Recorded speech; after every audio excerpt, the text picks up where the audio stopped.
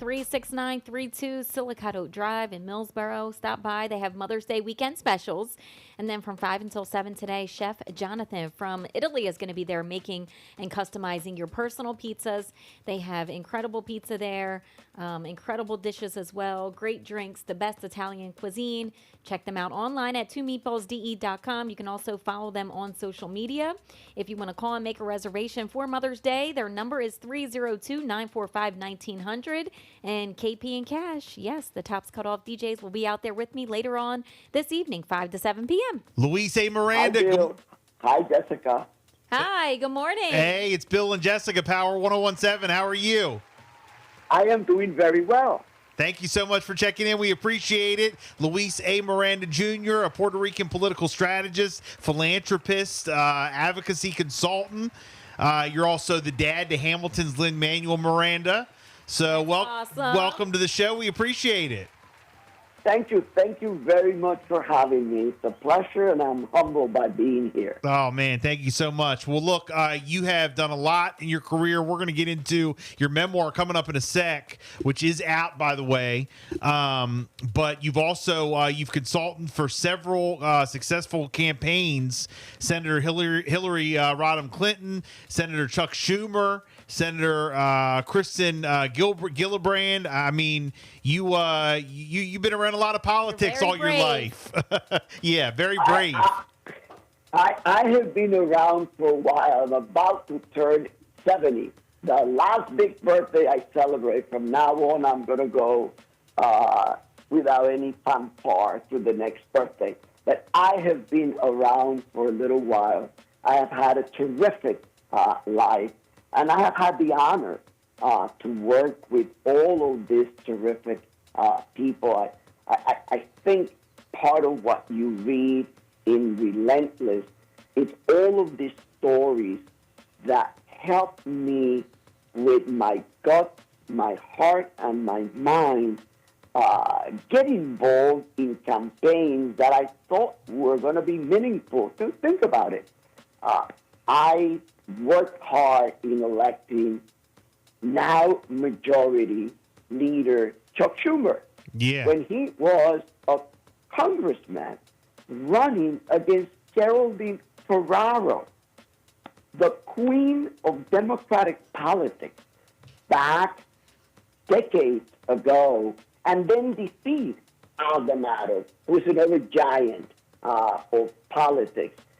And when I met with Chuck the first time with our majority leader, and you read it all in the book, my guts were telling me this is a good guy that is going to make history. And that's what I have tried to do in the last 45 years in politics. Yeah, no, absolutely. Well, your memoir, Relentless, My Story of the Latino Spirit That Is Transforming America, it is out. If people want to pick it up, how can they do that? Go to relentlessthebook.com.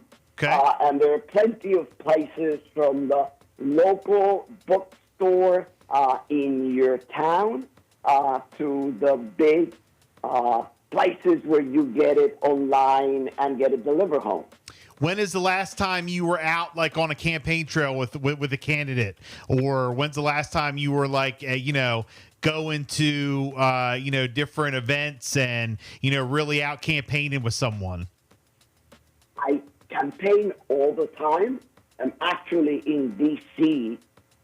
Today celebrating the 10th anniversary of Latino Victory Fund. That is an organization that elects Latinos throughout the country. So I have gone campaigning for candidates in Texas, like newly elected Congressmember Greg Casar, to candidates like Tish James in the state of New York. I am constantly campaigning. I love talking to people. I love talking to communities because you get a real sense of what people are thinking. That's why I've never moved from the house where we have been for 43 years in a Latino neighborhood in New York City. Man, that's awesome. That's great. So let me ask you this: since you are still out on the campaign, how crazy has it gotten? Like, what's your? I mean, you've been campaigning with the likes of Hillary Clinton, Chuck Schumer. When he first got elected years ago. It's like. How do you feel? Like, what's your whole state of politics in 2024? Because I mean, you got a former president who right now is in court being prosecuted. People have gone mad, in my opinion. I mean, it's just crazy out there. Go ahead and give us kind of your perspective on things. I think it's easier in the street than in the media.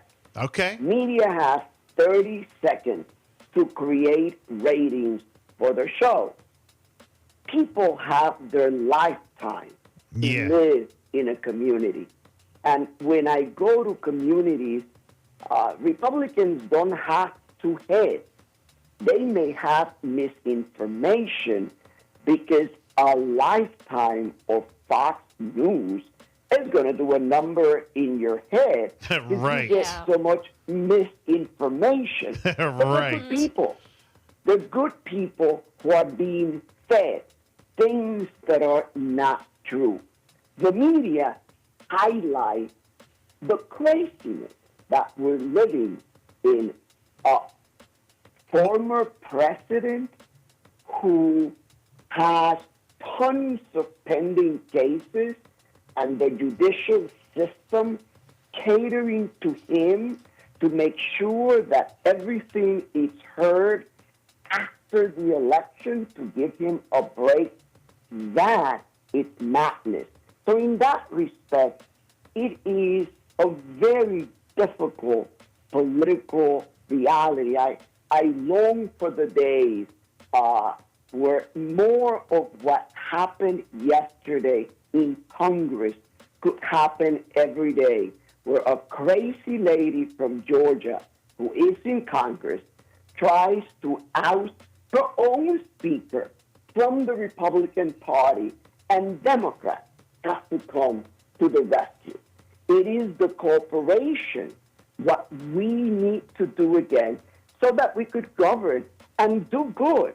Now we're 65 million Latinos in this country. We have to be on the lookout for good candidates that are going to give us good government and good policy. Do you think we'll ever get back to like it used to be, or do you think that's shot since now that we've had our former president elected, and now it's kind of turned into like a reality show. Now it's more about ratings, and it's more about who's more popular and who gets more views. And do you think we'll ever get back to like the, I don't know, if you believe certain values, you go vote for this president. You believe, so you like certain things, you go vote for this guy. No, it's more about who gets more views, who gets more ratings, who has more people at their events. Like, do you think we'll ever get back to that, or do you think it's all turned into like a reality show now?